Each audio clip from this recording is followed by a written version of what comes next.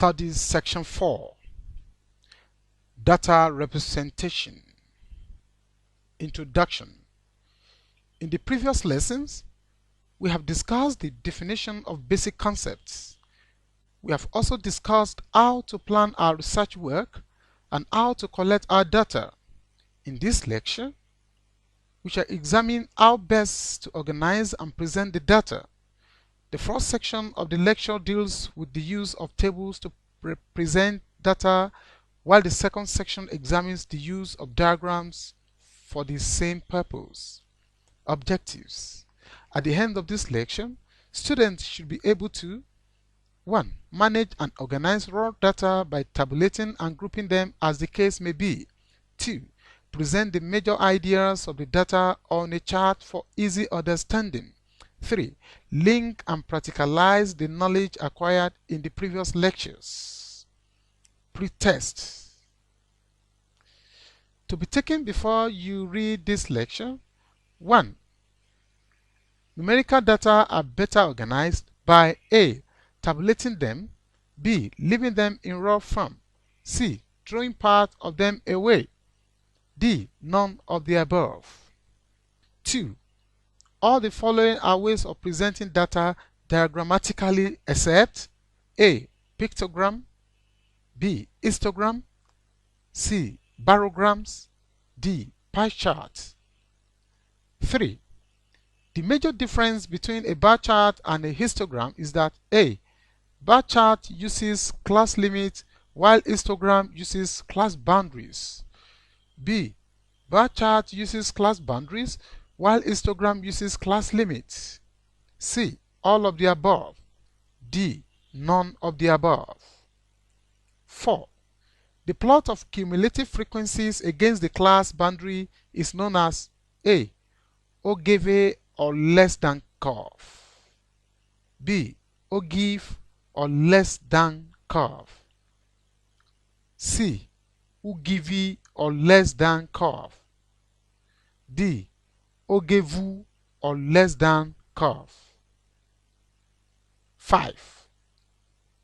Plotting the midpoint of the class against the corresponding frequency gives A. Frequency pentagon, B. Frequency hexagon, C. Frequency polygon, D. Frequency heptagon. Content. Section 1. Tabulation of data. 1. Simple tabulation. Here, data pertaining to one variable only is tabulated, that is, only one set of numbers is tabulated against a group or class. For example, assuming you collected the individual age of all registered voters in your local government, the information will be better managed if you arrange it into a table as follows. Age in class: 1 to 20, 21 to 40, 41 to 60, 61 to 80, 81 above. Number of voters, the frequency: 2,500, 12,000, 9,800, 4,600, 1,200.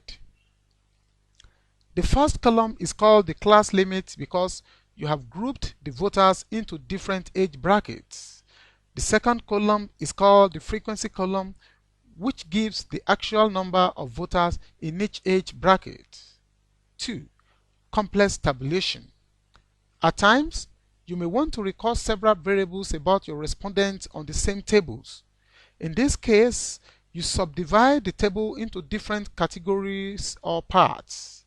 For instance, assuming in table 4.1, in addition to the age bracket, you also have the number that are male and female in each group. You may also ask them whether they are single or married. You can then put all this information together in a complex tabulation as follows. Table 4.2. Complex tabulation. Age class in bracket: 1 to 20, 21 to 40, 41 to 60, 61 to 80, 81 and above. Frequency 2,500, 12,000, 9,800, 4,600, and 1,200.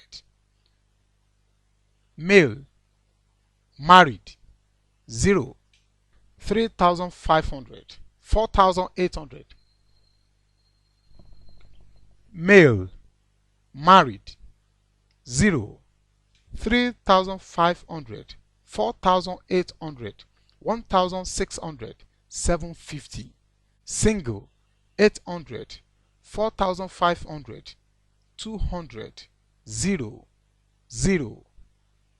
Female, married, 100, 3,600, 4,500, 3,000, 450. Single, 1,600, 400, 300, 0, 0. You can now see why we call Table 4.2 a complex tabulation. It contains information on several variables. Section 2.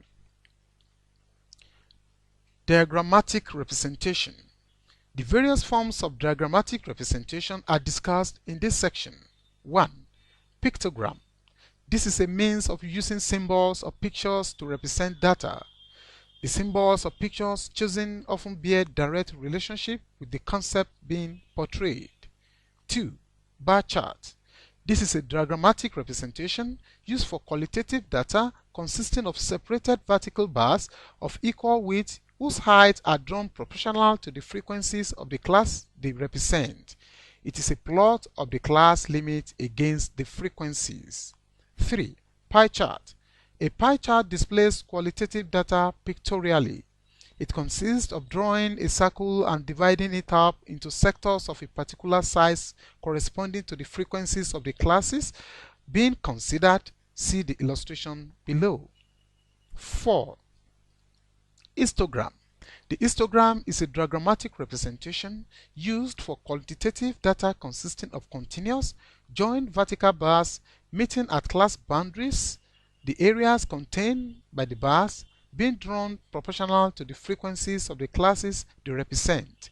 Because the bars must touch one another, you should plot the class boundaries against the frequencies. We shall now use the information provided on Table 4.3 to illustrate the four concepts discussed in this section. Table 4.3. Population of 5 cities in Nigeria. Figures are hypothetical. Cities A, B, C, D, E. Population in millions: 30 million, 25 million, 15 million, 20 million, 10 million. To draw a pictogram, we draw the figure of a person to represent 1 million people and half the figure to represent 500,000 people. Thus, the pictogram of the data in Table 4.3 appears. A. 3 people, 30 million. B. 2.5 people, 25 million. C. 1.5 people, 15 million. D. 2 people, 20 million. E. 1 person, 10 million. To draw the bar chart of data on Table 4.3, scale the frequency column on the vertical axis and the cities or classes on the horizontal axis. Ensure equal interval between the bars and label the chart accordingly. Bar chart of Table 4.3. Population against cities. 10, 20, 30, 40. The population. A, B, C, D, E represent the cities. To draw the pie chart, we first convert the number of persons in each city to degree, that is, unit of measuring an angle in a circle. The conversion is simple. It is just population of a given city divided by total population of all 5 cities times 360 degrees. Thus, column 1. A. 30 over 100 times 360 degree is equal to 108 degree. B. 25 over 100 times 360 degree is equal to 90 degree. C. 15 over 100 times 360 degree is equal to 54 degree. D. 20 over 100 times 360 degree is equal to 72 degree. E.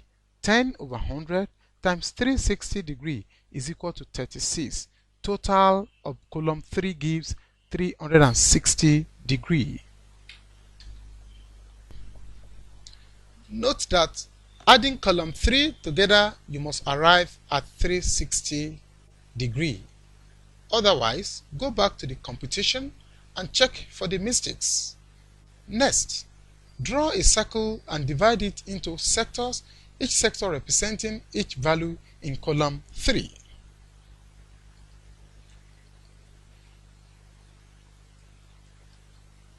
Pie chart of table 4.3. A 108 degree, B 90 degree, C 54 degree, D 72 degree, E 360 degree. Section 3. Frequency distribution. What we are going to do in this section is to elaborate more on some of the concepts we have encountered in the previous sections. By frequency distribution, we mean a tabular arrangement of data with their corresponding frequencies, e.g. Tables 4.1 and 4.2 are frequency distribution tables. Let us now define few other concepts. 1. Raw data. These are data collected or recorded which are yet to be organized or processed. 2. Class. By class, it means a collection of items put or grouped together in a particular unit following a definite order. Refer back to table 4.1. The age brackets 0 to 20 or 21 to 40 etc. are the classes. For the second class, 21 is the lower class limit, while 0 is the upper class limit. The last class, 81 and above, is an open class interval. 3. Class boundaries. For a continuous data, class boundaries or real limits are determined simply by subtracting 0.5 from the lower class limit and adding 0.5 to the upper class limit of each class. E.g., the class boundary for the class 21 to 40 are 20.5 to 40.5, and for the next class, the class boundaries are 40.5 to 60.5. 4. Class interval or class width. This is the size of the class in question. It is the number of items in units contained in a particular class. E.g., for the class 21 to 40, the class interval is 10. This is derived by class interval is equal to upper class minus lower class boundary. 40.5 minus 20.5 is equal to 10. You should now calculate the class interval for all other classes. All must give you 10 except the open class, which you don't need to calculate for. 5. The class mark. This is the midpoint of a given class. It is obtained by adding the lower and upper class limit and thereafter dividing the sum by 2.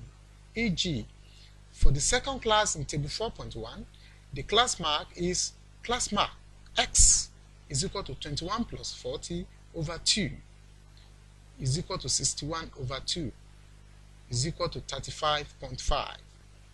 You should also calculate the class mark of all the other classes except the last class. 6. Cumulative frequency curve. This is the plot of the cumulative frequency column against the classes. To obtain the cumulative frequency column, start from the first class, add the frequency of the first to that of the second, class and write down the sum against the second class. Add on successively until you get to the last class. Cumulative frequency curve is sometimes referred to as the ogive or the less than cumulative curve. 7. Frequency polygon. Plotting the midpoint of the classes against the corresponding frequency gives a frequency polygon. I will now illustrate how to draw this chart with a good example. Age group: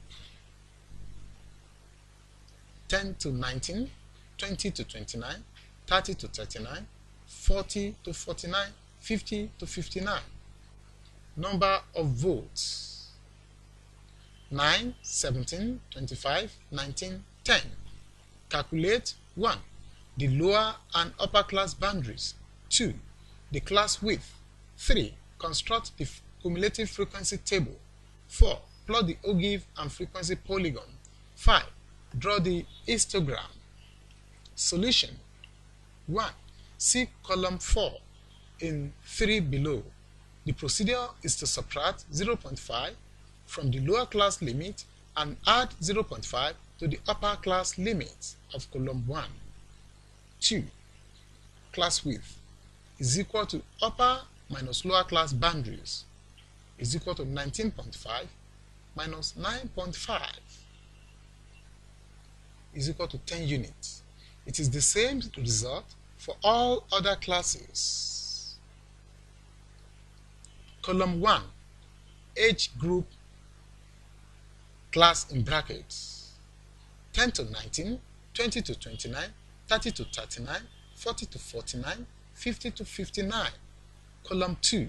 Number of voters: 9, 17, 25, 19, 10.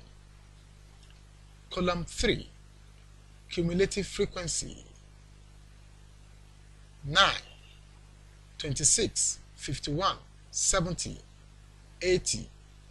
Column 4. Class boundary: 9.5 to 19.5, 19.5 to 29.5, 29.5 to 39.5, 39.5 to 49.5, 49.5 to 59.5. Column 5. Class mark: 14.5, 24.5, 34.5, 44.5, 54.5. 3. To plot the frequency polygon, we need to compute the class mark. See column 5. Class mark is equal to lower plus upper class limit over 2 is equal to 10 plus 19 over 2 is equal to 29 over 2 is equal to 14.5. Do the same thing for all other classes. The result is in column 5. Column 3. Ogive or cumulative frequency curve of table 3. Upper class boundary. The frequency polygon of the table 3 class boundary, column 4. Histogram of table 3. Frequency against class boundary. Summary: we have learned how to represent our data on tables and charts. The charts make information being represented more appealing. Information is better managed by tabulating them. All tables and charts must be properly labeled. Note that we can easily use the computer to draw these charts. This will be discussed in a later lecture. This is the end of study section 4. Thanks for listening.